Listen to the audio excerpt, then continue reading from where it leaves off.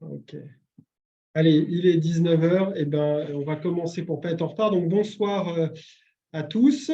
Donc, bienvenue pour ce nouveau webinaire de néphrologie à destination donc, des FASOC. Moi, je suis Emmanuel Canet, je travaille en MIR à Nantes, et puis j'ai le plaisir de vous présenter Lara Zafrani, qui est professeur de médecine intensive réanimation à l'hôpital Saint-Louis à Paris. Et donc, ce soir, le sujet du jour, c'est une technique dont on va parler de ses indications, on va parler de la façon dont ça se prescrit, et ce sont les échanges plasmatiques. Voilà, donc c'est pas forcément un traitement qu'on utilise très souvent, mais il y a quand même quelques indications, certaines urgentes et d'autres semi-urgentes que vous avez à connaître. On va balayer ça avec Lara au cours de l'heure à venir. Donc, n'hésitez pas à utiliser la boîte de discussion pour poser vos questions en cours de topo.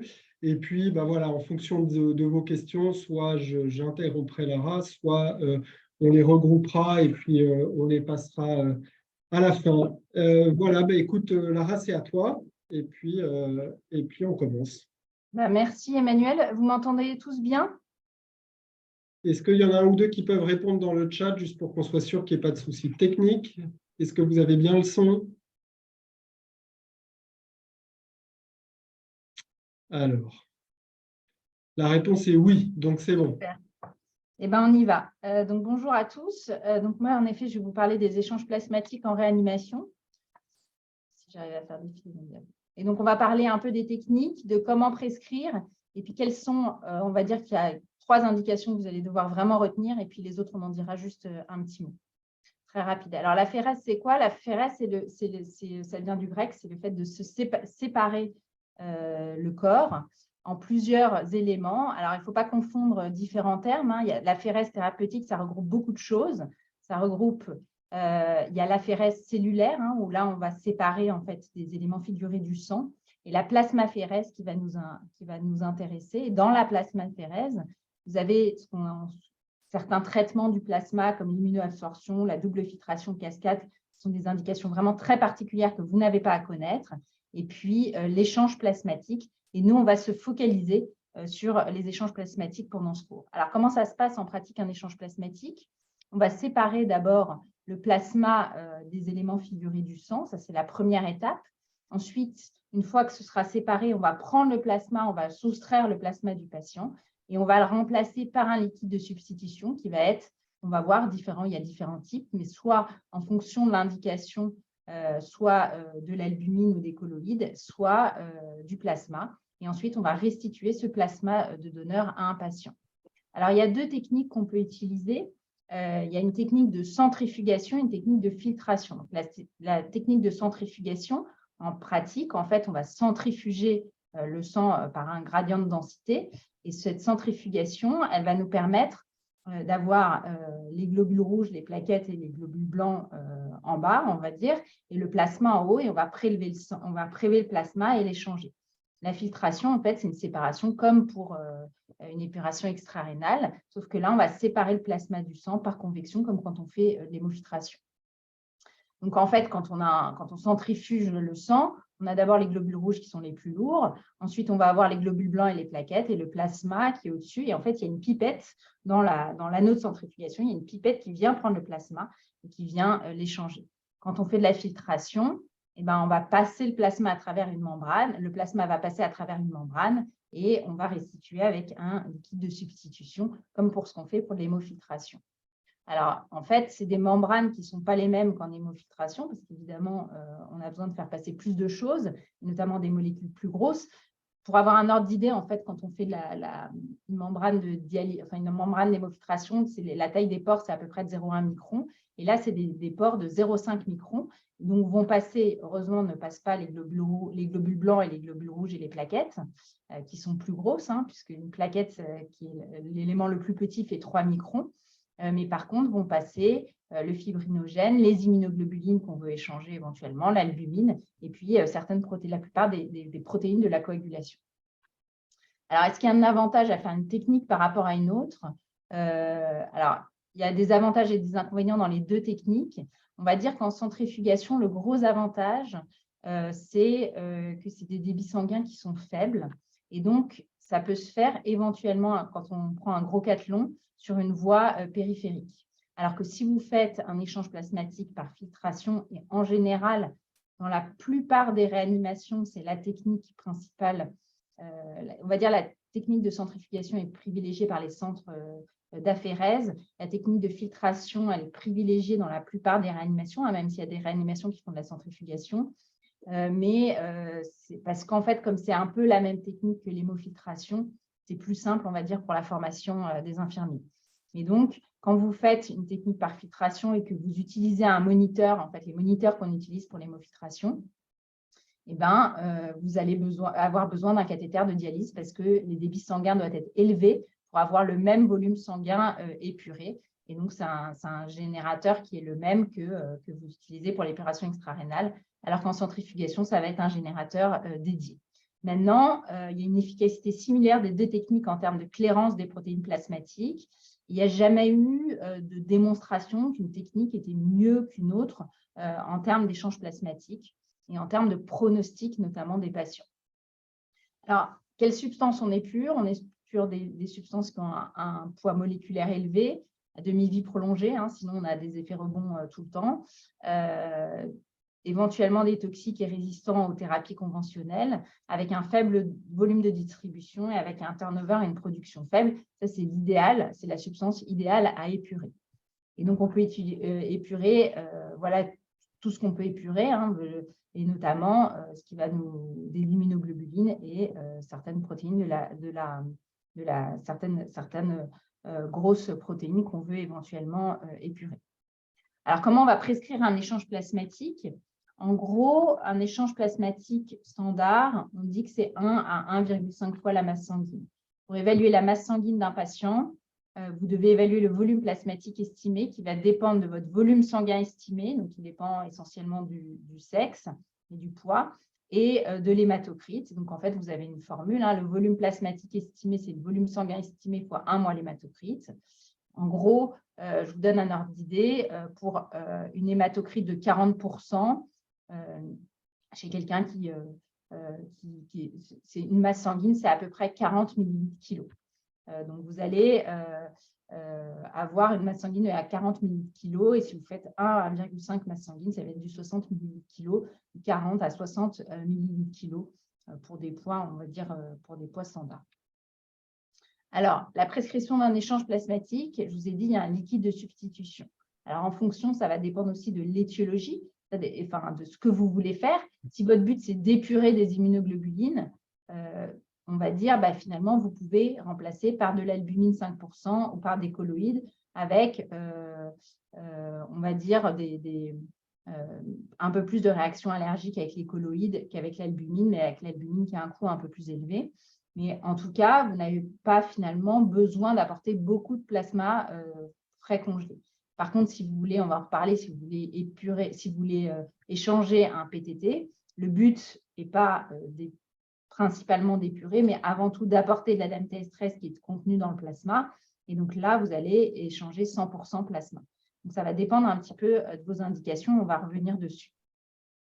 Alors, quand vous faites un mix, par exemple, il y a certaines pathologies où, en fait, le but, c'est d'épurer les immunoglobulines. Et comme on déplète en facteur de la coagulation et qu'on a peur que le malade saigne, on va faire 2 tiers d'albumine et 1 tiers de plasma. Donc, dans ce cas-là, il vaut mieux passer le plasma en dernier puisque les facteurs de la coagulation étaient échangés. Vous pouvez faire, donc vous ne commencez pas par le plasma, vous commencez par l'albumine, ensuite vous passez le plasma.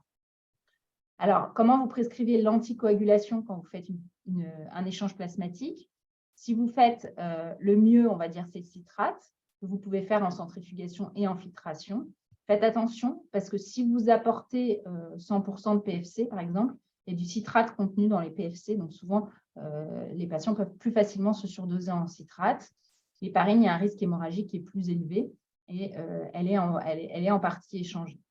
On va dire qu'on va globalement privilégier le citrate, mais on peut faire les deux types d'anticoagulation. Il y a une chose à savoir, donc je vous ai dit que pour faire de la centrifugation, vous pouviez faire soit sur un cathé de dialyse, soit sur des gros cathlons en périphérie. Donc, si votre patient il a des bonnes veines, vous pouvez mettre au minimum un gris ou un orange. Et si vous faites de la filtration, c'est uniquement sur un cathé de dialyse. Mais dans tous les cas, si vous mettez un cathé de dialyse, ne retirez pas le cathé immédiatement après l'échange. Le maximum de la perte des facteurs de coagulation, parce qu'après, on a un rebond, on va dire, quelques heures après l'échange plasmatique, mais juste en fin d'échange, il y a une grosse perte des facteurs de la coagulation et donc votre malade, il risque de saigner. Donc, vous attendez quelques heures avant d'enlever le cathé si vous voulez retirer le cathé après un échange. Alors, est-ce qu'il faut répéter les séances? Probablement que oui, pour plusieurs raisons. D'abord parce que vous avez une bicompartimentation, je ne sais plus comment on dit, mais enfin, il y a une répartition, on va dire, bicompartimentale des immunoglobulines, et donc vous avez une redistribution du secteur, après un échange, du secteur intravasculaire vers extravasculaire. Donc, si vous voulez être plus efficace, il vaut mieux répéter les échanges plasmatiques. Et puis, vous avez aussi des effets rebonds qui dépendent aussi de vos protéines en fonction de leur distribution intravasculaire et en fonction de leur poids moléculaire. Vous allez avoir des effets rebonds plus ou moins importants. Par exemple, on sait que quand on veut, par exemple, échanger des IgG, on va avoir souvent besoin de séances un peu plus importantes que quand on veut, par exemple, on va avoir sur des hyperviscosités échanger des IgM, où finalement, les IgM, elles sont très grosses avec une distribution essentiellement intravasculaire. Et donc, l'effet rebond, il est moins important. Alors, quelles sont maintenant les indications en réanimation? En fait, en réanimation, on va distinguer finalement, il y a les échanges plasmatiques en réanimation, il y a les échanges plasmatiques en urgence, et nous, ce qui nous intéresse le plus, c'est finalement les échanges plasmatiques en urgence sans alternative thérapeutique.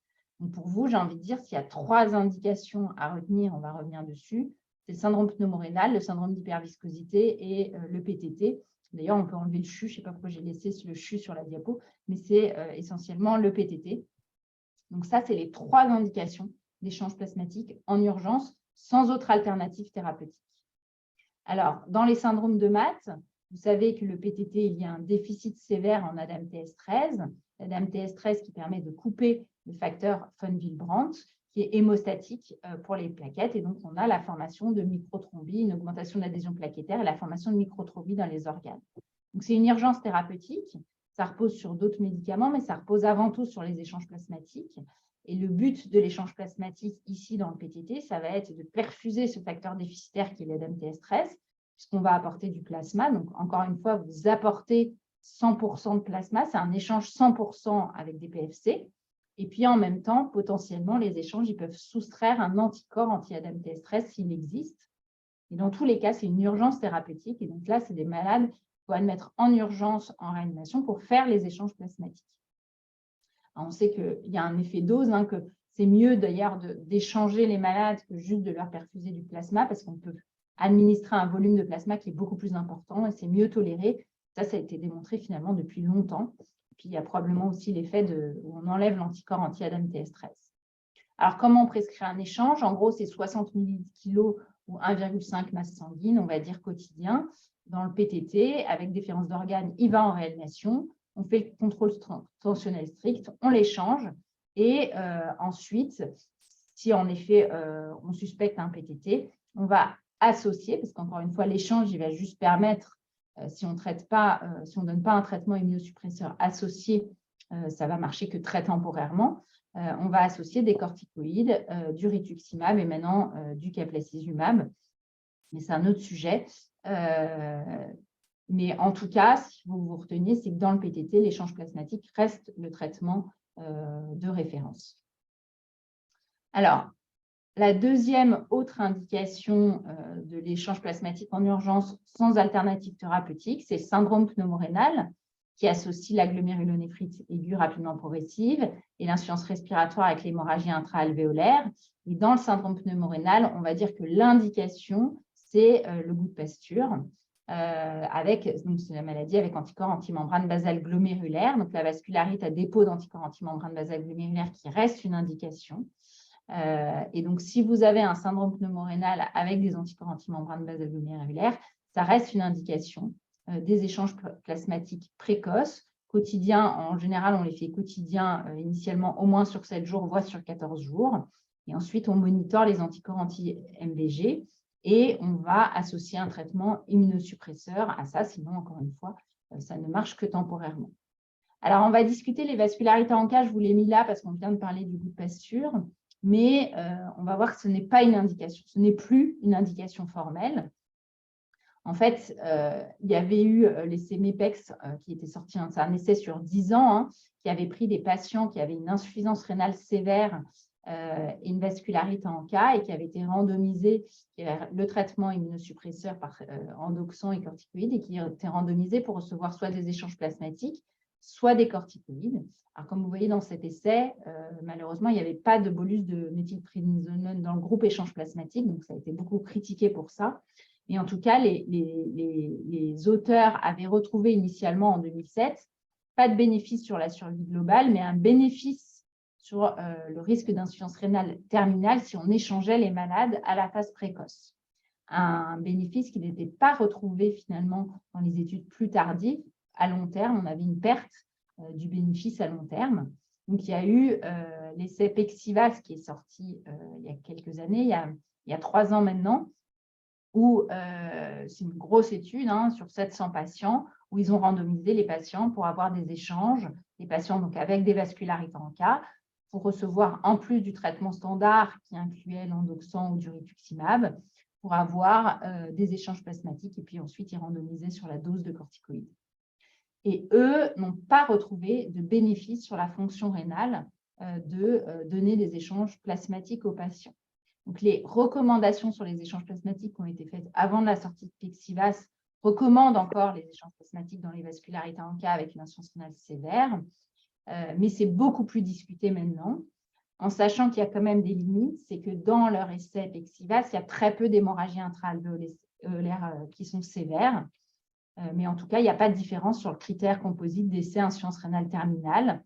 Alors, il y a une étude, il y a une méta-analyse qui est sortie en 2022 qui retrouve encore un bénéfice des échanges plasmatiques sur la fonction rénale, avec peut-être quand même une réduction du risque d'insuffisance rénale terminale, mais peut-être une augmentation du risque infectieux aussi avec les échanges plasmatiques. Et donc, en fait, c'est vraiment une discussion. Je pense qu'il ne faut pas complètement éliminer les échanges dans cette indication, mais c'est vraiment une discussion au cas par cas avec un centre expert, notamment si vous avez une hémorragie intra-alvéolaire sévère. Il y a encore beaucoup de centres qui échangent les malades. Si vous avez une aggravation persistante de l'insuffisance rénale malgré le traitement conventionnel, je pense qu'il faut discuter avec un centre expert pour discuter quand même de l'indication des échanges. Et puis, évidemment, si vous êtes au début du diagnostic et vous n'arrivez pas à faire la différence finalement avec des anti-MBG ou des ANCA, ce n'est pas très grave d'avoir échangé 1 ou 2 fois votre malade avant d'avoir le diagnostic. Et enfin, la 3e indication que vous devez retenir absolument, c'est l'échange plasmatique sans alternative, encore en urgence sans alternative thérapeutique, c'est le syndrome d'hyperviscosité. Le syndrome d'hyperviscosité, vous avez des signes cliniques qui sont des signes neurologiques, des signes sensoriels, des saignements qui sont liés donc, essentiellement, mais pas que, on le voit essentiellement dans le myélome et dans les maladies de Waldenström.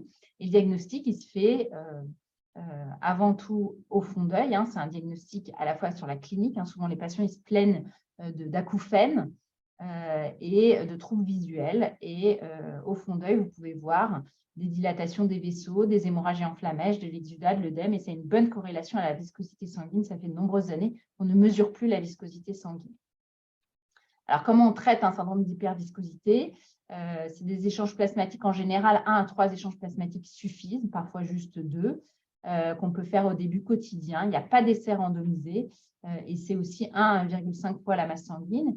Ici, comme dans les vascularites à anti-MBG, là, vous n'avez pas besoin de faire 100% PFC. Vous pouvez faire uniquement de l'albumine et si vos malades saignent, rajouter des PFC à la fin. C'est la même chose pour les vascularites anti-MBG, en sachant qu'on donne un peu plus de plasma si vos patients ont une hémorragie intra-alvéolaire et qui saignent, évidemment. Alors, les indications urgentes, c'est si vous avez des manifestations neurologiques, si vous avez un saignement non contrôlé, des signes respiratoires, des manifestations thrombotiques. Parfois, c'est des malades qui saignent, parfois, c'est des malades qui thrombosent. Ou parfois, en fait, c'est les patients ils vont récidiver au même seuil. C'est-à-dire qu'un même patient, souvent, s'il a 60 grammes de pic d'IgG, il y a certains patients qui vont faire aucun symptôme et d'autres oui, mais le même patient, s'il a de nouveau 60 grammes d'IgG et qu'il échappe au traitement, il va refaire les symptômes à peu près au même moment. Ah oui, faites attention, juste une petite remarque, quand vous donnez du rituximab, alors pas dans le myélome, mais dans le Waldenström aux patients, pensez bien à les échanger, pas très… en général, ils ont besoin d'un échange le lendemain parce qu'il y a un effet flare-up lié au rituximab et des protéines qui montent le lendemain. Alors là, on va dire, si je devais m'arrêter, je pourrais m'arrêter là, parce qu'en fait, si vous avez retenu les 3 indications précédentes, c'est les seules indications qui sont valides et qui sont en urgence sans alternative thérapeutique.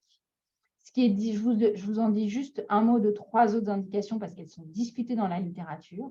C'est l'hépatite fulminante, puisqu'il y a une étude randomisée contrôlée qui a testé dans l'hépatite fulminante les échanges plasmatiques versus le traitement standard contre PFC pendant 3 jours et qui a montré un bénéfice en termes de survie. Ça n'a pour l'instant pas été confirmé et ça reste une indication qui est discutée et qui est loin d'être faite par toutes les équipes qui ont l'habitude de gérer des hépatites fulminantes. Mais en tout cas, c'est quelque chose, encore une fois, que vous pouvez discuter avec un centre expert. Alors, je ne sais pas pourquoi la diapo est passée là, excusez-moi, mais en gros, ça c'est le protocole qu'on fait en général pour le syndrome d'hyperviscosité. Je vous mettais un exemple. Alors, les autres indications, c'est les échanges plasmatiques. Vous avez des indications d'échanges plasmatiques en urgence avec une alternative thérapeutique. Et notamment dans les causes neurologiques, vous allez éventuellement discuter en réanimation des échanges plasmatiques en sachant que votre alternative thérapeutique, c'est les IgIV et qu'il n'y a pas de démonstration. Les échanges plasmatiques font mieux. Et comme ça va éventuellement être fait dans certains centres experts, il faut que vous connaissiez. En gros, dans le Guillain-Barré, il y a peut-être, on va dire, dans des données qui sont des données très hétérogènes, un bénéfice des échanges plasmatiques sur la force musculaire, mais pas de bénéfice sur la mortalité. Dans la crise aiguë myasthénique, l'objectif, c'est d'éliminer les autoanticorps antirécepteurs de l'acétylcholine en association avec la corticothérapie et les inhibiteurs de l'acétylcholine estérase. C'est contre albumine et en général, c'est 3 à 5 séances. Mais il n'y a pas de différence entre ça et les IgIV en termes de mortalité, de récupération motrice à 1 mois. Et il y a peut-être un doute, mais encore une fois, ce n'est pas des études randomisées contrôlées, sur le fait que les échanges plasmatiques peuvent être potentiellement plus rapidement efficaces dans les formes respiratoires. Mais encore une fois, c'est à discuter avec un centre expert. Donc, si on résume les recommandations de grade 1, donc vous pouvez lire les 60 pages de recommandations sur les échanges plasmatiques de la société d'Aphérèse. Mais en gros, les grosses indications en hématologie, ça va être les microangiopathies thrombotiques et l'hyperviscosité. Le CHU reste dans les indications, mais je pense qu'il n'y a plus de place dans le CHU pour les échanges plasmatiques maintenant, qui est à l'éculizumab. Donc, clairement, ce que vous devez retenir, c'est le PTT, le syndrome d'hyperviscosité. En néphrologie, dans le versant néphrologique, c'est plutôt les vascularites à anticorps anti-MBG et discuter au cas par cas dans les vascularites très sévères en cas avec des formes très particulières rénales, très sévères sur le plan rénal qui ne répondent pas au traitement ou quand vous avez des hémorragies intra-alvéolaires, discutez quand même les échanges plasmatiques avec un centre expert. Et puis, encore une fois, dans les indications neurologiques, on ne vous en voudra pas de ne pas avoir fait d'échanges plasmatiques, mais d'avoir fait des IgIV à la place des échanges plasmatiques, puisqu'il n'y a pas de démonstration de bénéfice des échanges plasmatiques. Et dans l'hépatite fulminante, c'est dans les recommandations potentiellement, mais encore une fois, il y a beaucoup de centres qui ne le font pas et c'est à discuter. Et ça reste une problématique un peu particulière. Donc, si je conclus, finalement, les échanges plasmatiques, c'est une technique simple. Donc, le but est de soustraire éventuellement des anticorps ou d'apporter des facteurs déficitaires. Il y a beaucoup d'indications, mais il y a finalement peu d'indications urgentes en première ligne avec un fort niveau de preuve. Donc, vous n'en avez que 3 à retenir. C'est le syndrome de Matt, l'hyperviscosité et le syndrome pneumorénal. Voilà, j'ai fini. Je ne sais pas si vous avez des questions. Eh ben, merci beaucoup, Lara. C'était très synthétique et c'était très, très clair. Est-ce que vous avez des questions à propos des indications, à propos des prescriptions, à propos des effets secondaires? Le temps qu'il y ait peut-être une question qui vienne. Lara, il y a une indication qui n'est pas forcément extrêmement urgente, mais qui est parfois aussi discutée, enfin, qu'on peut rencontrer en réanimation. C'est sur les syndromes catastrophiques des antiphospholipides, sur certaines formes très sévères, etc., où voilà, les données de registre montrent que peut-être quand on leur fait, en plus de l'anticoagulation, les bolus de stéroïdes, les échanges et les IGIV, il semble que il y ait peut-être un bénéfice. Est-ce que tu as un avis là-dessus ou quel est à ton avis voilà, est-ce que c'est une discussion qui peut attendre le lendemain qu'on soit plusieurs? Est-ce que c'est urgent à faire la nuit Non, clairement, je pense que ça peut attendre le lendemain parce que ce n'est pas une indication formelle. Après, c'est vrai que le malade qui est en défaillance multiviscérale sur un syndrome des antiphospholipides, on a tendance à le faire, mais avec, encore une fois, un niveau de preuve qui reste un niveau de preuve extrêmement faible. Mais je pense que, pareil, c'est une discussion à avoir à plusieurs quand on a ce type de malade. Mais c'est vrai que, enfin voilà, nous, on en a vu quelques-uns.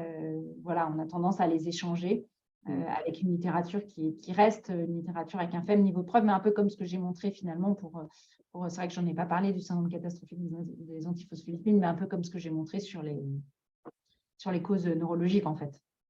Enfin, je ne sais pas si vous en faites. Si, on fait pareil. C'est-à-dire qu'on a tendance à être assez agressif sur la thérapeutique, mais je te rejoins sur le fait que c'est en général des discussions qui vont attendre le lendemain matin et qu'on soit plusieurs à se mettre autour et qu'on n'est pas comme dans le PTT et du coup, on considère que le bénéfice-risque n'est pas forcément à initier ça à 3 heures du matin tout seul quand on n'a en général pas tous les éléments. J'ai une autre petite question, mais plutôt réflexion ou partage d'expérience. C'est vrai que alors localement, on a un peu régulièrement la question la problématique des hépatites fulminantes. Et c'est vrai que je rejoins ce que tu disais. Je pense que c'est l'étude à laquelle tu faisais allusion, elle montre en plus que s'il y a un bénéfice aux échanges dans cette indication, il semble surtout exister chez les malades qui ne vont pas aller à la transplantation hépatique finalement. Et donc finalement, nous, c'est un peu la discussion qu'on a souvent avec notre centre référent pour l'ATH, c'est que par exemple, typiquement à l'automne, sur les intox aux champignons graves, etc., eh ben, en fait, on contacte le centre de transplantation. Et si le malade, en fait, commence à rentrer dans les indications de transplantation et qu'il n'a pas de contre-indication, ben, en fait, en général, on ne le fait pas et on leur transfère leur malade. Et à l'inverse, si parce que le sujet trop âgé, comorbidité, etc., de toute façon, on n'ira pas à la greffe. C'est par contre, ça nous est arrivé de le faire, mais là encore, je pense que c'est de la discussion d'expertise qui est jamais faite en urgence nocturne, quoi. Ouais. Alors moi, c'est une expérience que je n'ai pas du tout, parce qu'on les transfère à Beaujon, ces malades-là. Et puis, on a moins de champignons que vous. On a moins d'intox aux champignons. Mais en effet, pour en avoir déjà discuté avec des hépatologues, j'ai l'impression qu'ils le font que très rare. Ils gardent des indications chez des malades qui ne vont pas transplanter, en effet. Alors, j'ai une question qui est arrivée que je te lis. Donc, est-ce qu'on peut revenir sur la modalité de prescription pour préciser comment on choisit le volume d'échange le volume d'échange et le ratio PFC-albumine? Alors, le ratio PFC-albumine dépend vraiment de ton risque hémorragique de ton patient. C'est-à-dire que tu vas… Et le volume d'échange, c'est la formule sur la masse sanguine, en fait. Je peux repartager mon écran, mais en gros, c'est 1 à 1,5 fois la masse sanguine. Tu calcules la masse sanguine de ton patient. Et en gros, c'est 1 à 1,5. Il n'y a pas de… Voilà, c'est selon les indications. Quand on fait un PTT, on veut apporter beaucoup de plasma, on fait le plus possible. Donc, on va faire 1,5 masse sanguine. Et dans les autres indications, dans l'hyperviscosité, en général, on peut faire un petit peu moins. Mais il n'y a pas, voilà, je n'ai pas de recette miracle à te donner. Mais en gros, si tu retiens 1,5 fois la masse sanguine, ça suffit. Ce qui, chez quelqu'un qui a une hématocrite de 40% à peu près, ça te fait à peu près 40 à 60 millilitres kilo. Donc, un échange plasmatique standard pour un PTT, on va dire, ça va être à peu près de l'ordre de 60 millilitres kilo la plupart du temps. Alors, ce qu'il faut pour le ratio, je n'ai pas de réponse, ça dépend de ton patient. C'est-à-dire que si ton patient il ne saigne pas du tout, en théorie, tu peux même faire un échange 100% albumine. Si ton patient il a une hémorragie intra-alvéolaire, bah, parfois tu vas faire. Parfois, s'il saigne beaucoup, tu vas faire 50-50 parce que tu as peur qu'il saigne et donc tu vas faire des PFC. Voire le premier échange, tu vas le faire 100% PFC et puis après, tu vas faire 2 tiers, 1 tiers. Dans une hyperviscosité, en général, si ton malade ne saigne pas, on fait 2 tiers d'albumine et 1 tiers de PFC.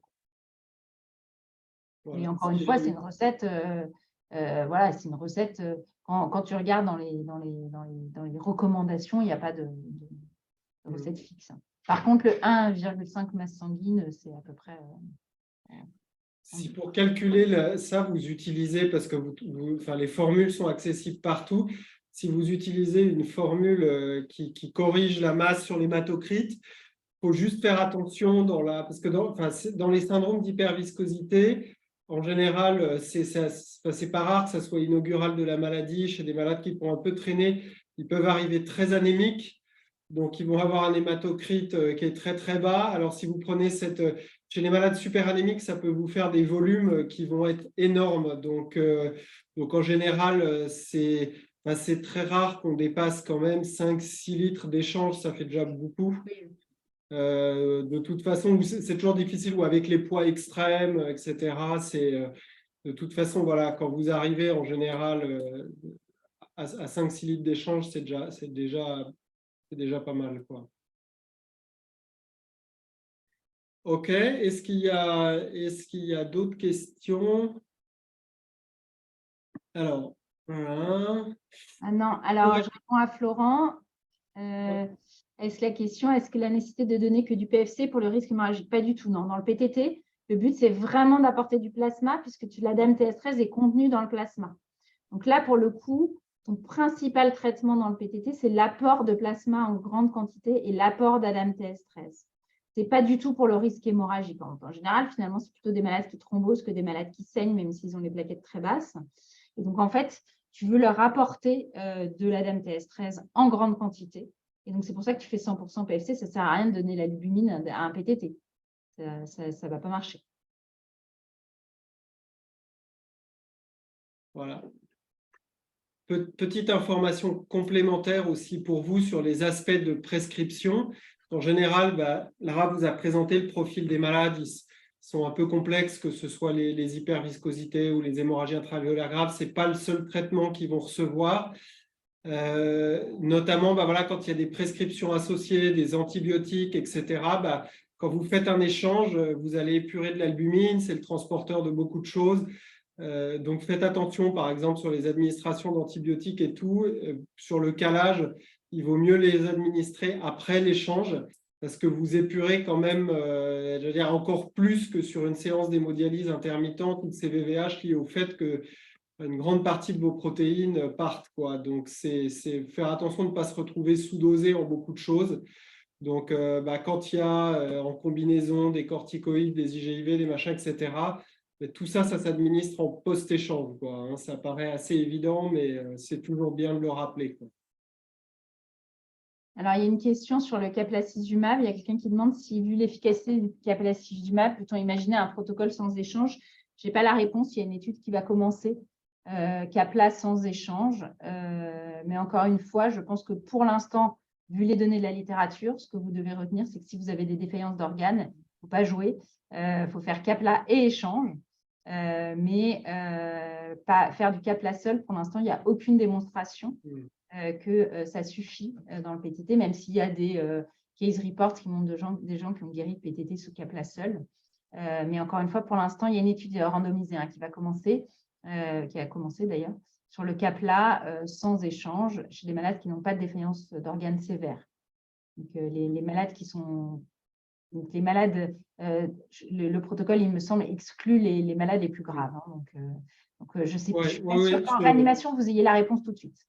Ah, je confirme, sur l'exclusion des malades graves, on y participe aussi. Et donc pour l'instant, c'est clairement pas une indication, mais ce serait peut-être l'avenir, mais Pour pour l'instant, on n'a l'instant. pas la réponse. OK. Est-ce qu'il y a d'autres questions sur les échanges? Donc voilà, ce n'est pas une technique qu'on fait tous les jours en réanimation, mais par contre, souvent tous les ans, vous aurez quelques malades échangés et donc c'est quand même un peu à connaître. OK, il y a pas d'autres questions qui arrivent pour vous? Bon. Non. Bon, Bonne on soirée à va tous. clore alors. Merci beaucoup Lara pour le topo qui était très clair et synthétique. Je vous rappelle que tous ces webinaires, ils sont enregistrés. Donc, si vous voulez les revoir, ils sont ensuite mis en ligne sur le site du CEMIR. Et puis, je vous souhaite une bonne soirée à tous. Je ne pense pas me tromper en disant que je crois que c'était le dernier webinaire de la série néphrologique. Voilà, donc c'est un peu triste parce que c'est la meilleure série, mais on peut les revoir. Donc voilà, bonne soirée à tous. Bonne Merci soirée. Sarah, et puis à bientôt.